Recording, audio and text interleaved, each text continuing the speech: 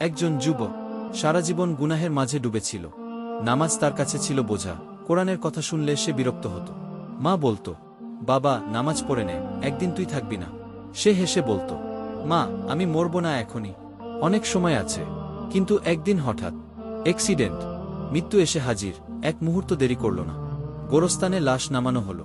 সবাই চলে গেল, এখন সে একা।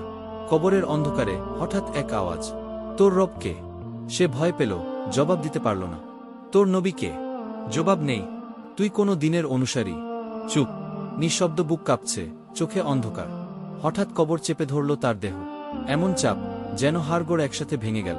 তখন তার মনে পড়ল মার সেই কথা, বাবা নামাজ পড়ে নে। কিন্তু এখন আর কিছুই করার সময় নেই। দুনিয়ায় যখন সুযোগ ছিল তখন সে অবহেলা করেছিল। আজ তার কবর বলছে, তুই বিশ্রামের জায়গায় না, শাস্তির ঘরে এসেছিস। আজ যারা বেঁচে আছো, আজও যাদের হাত পা চলে, তোমরা প্রস্তুতি নাও কবরের প্রথম রাতের জন্য।